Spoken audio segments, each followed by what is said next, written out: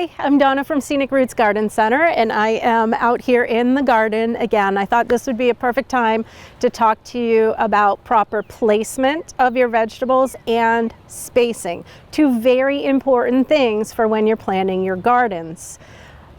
First of all is placement. Vegetables need sun. I think we've talked about this before. When a vegetable asks for full sun, it means it needs 8 hours of sun or more. If it needs part sun, it's 6 hours of sun or more. And if it's shade, shade is classified as 4 hours or less. So when you are surveying your land and your gardens to find out how much sun you need, I'm going to tell you, it's not something you can Google. Your phone's not going to tell you how much sun you have. You have to physically get out there and watch how the sun turns around your yard, and that way you will know. So right now, as an example, I'm here at this garden and I know this bed right here in front of me gets part sun because the sun comes up over here on the east and comes around.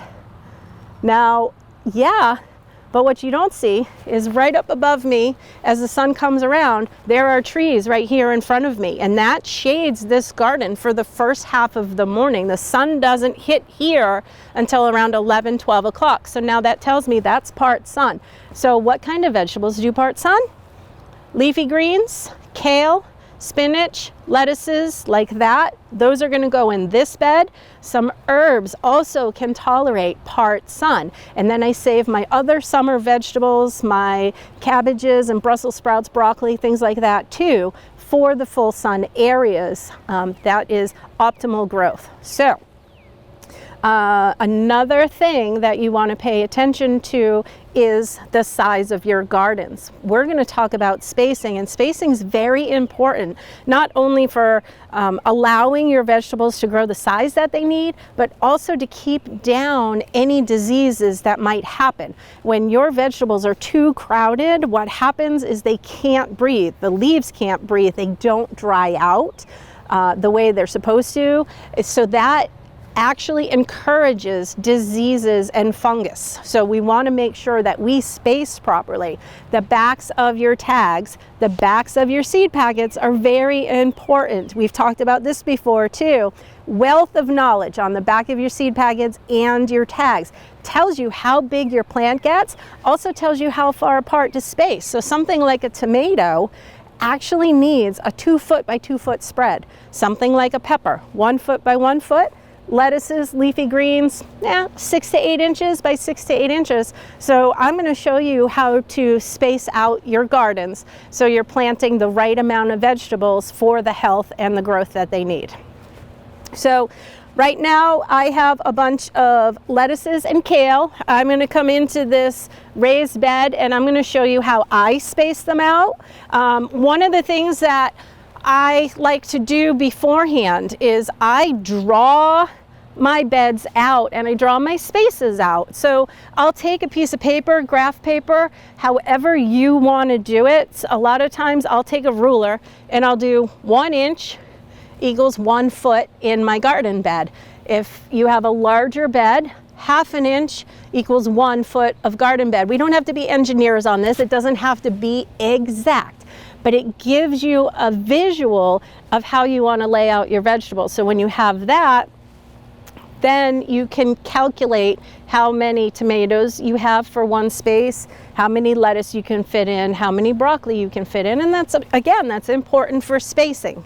So now that I know what I'm doing for space, I have all my leafy greens. They generally need 6 to 8 inches by space, tells you on the backs of the tags. And I will take all 6 of them out.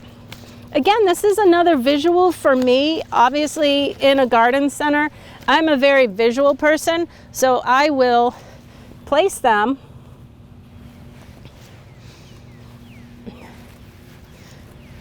every 6 to 8 inches. And I know my spacing, and then I'll go back in and then I'll dig them in to the garden. So I do that with all of these.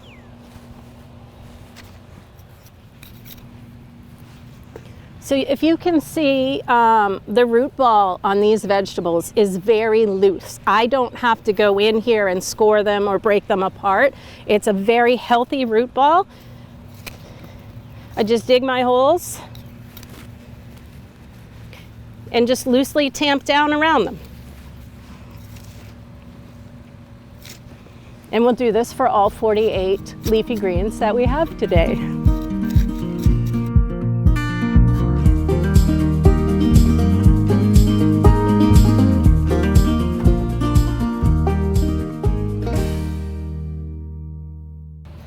Another way to visualize your garden and your spacing, I did this for you guys.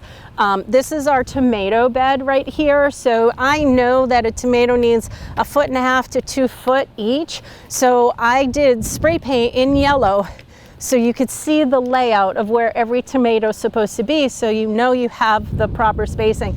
It's just another way to help you visualize. I know the hardest part of having these areas for your vegetables, especially if you're new or if you're transitioning some areas to more vegetables, is how much can I plant and what can I plant? So I always need to map it out instead of just going in and randomly planting things and finding out 2 months later that I don't have the space. I have to thin things out. Things need to be staked. Something like a tomato is planted in front of a pepper, so it's throwing shade onto other plants that need it. So that's another thing that you really want to pay attention to when you're mapping out your gardens, is height of the specific vegetables too. That's important. Is tomatoes get you upwards of 4 to 5 feet. So they're generally in the back, so they don't throw shade on other plants in front of them. I will run peas or cucumbers along the back of a raised bed like this because they go up a trellis and netting, and then I'll do my tomatoes, then peppers, lettuces, carrots, things like that. So I'm building down so nothing is throwing shade on anything. So that's another thing for you to pay attention to, is the height and size of your plants and where they are in reference to the other ones. So happy planting.